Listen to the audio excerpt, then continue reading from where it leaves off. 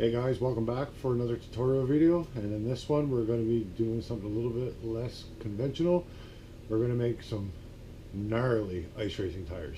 Now I want to put a little disclaimer out there. These are not designed for any type of road use.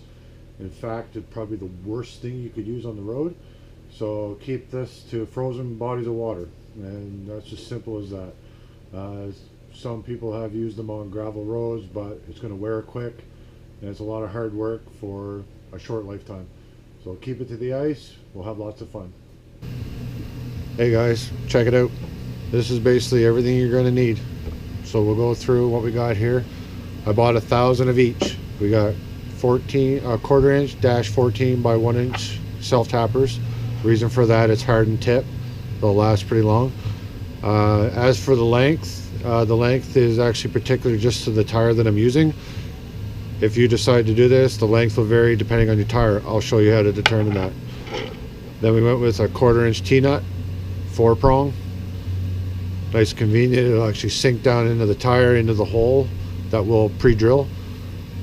And as for the hole, I'm using basically the biggest drill bit that I have.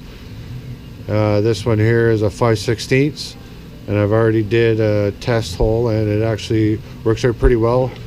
Gives it lots of restriction around the actual piece that'll slide into the tire to help aid in the sealing.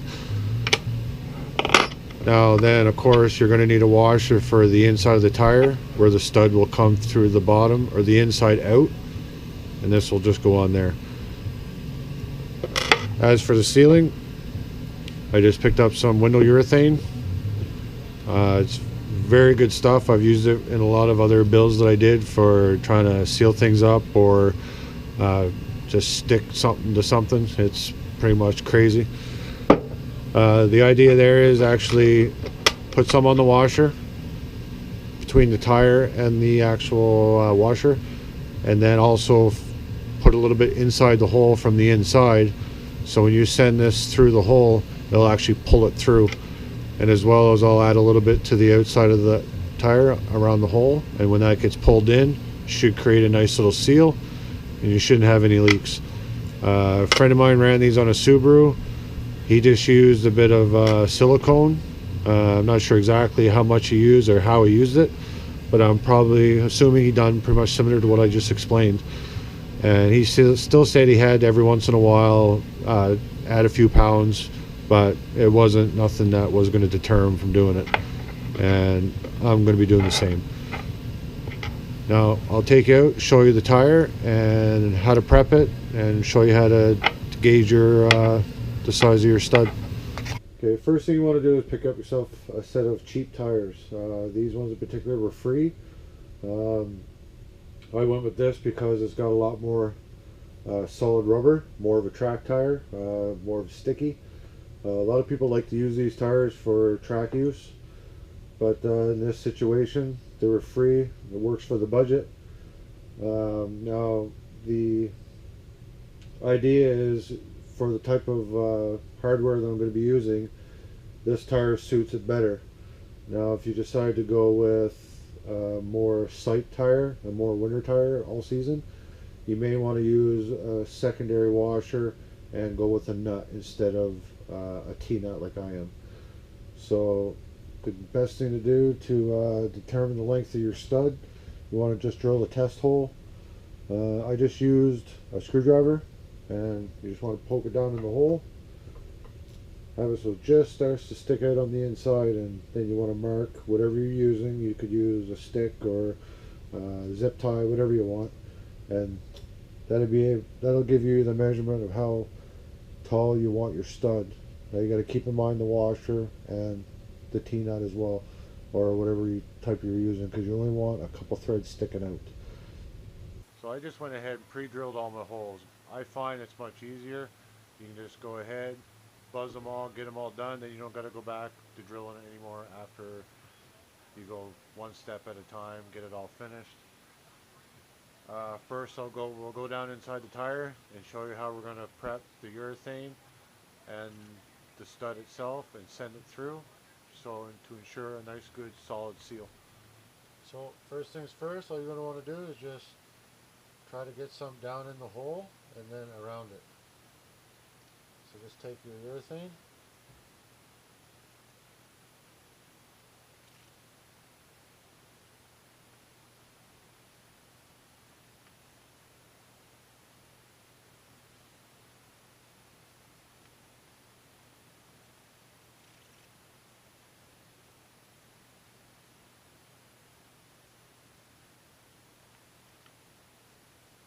go ahead and just start just till it hits the floor. You can feel it. You don't want to go all the way, you don't want to squash this quite yet. So next, all we do is actually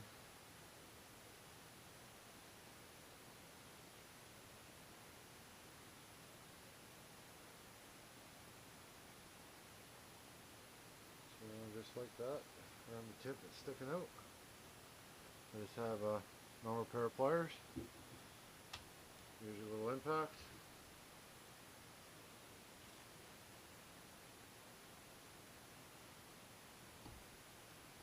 Two people is good for this, if you got a friend to help you.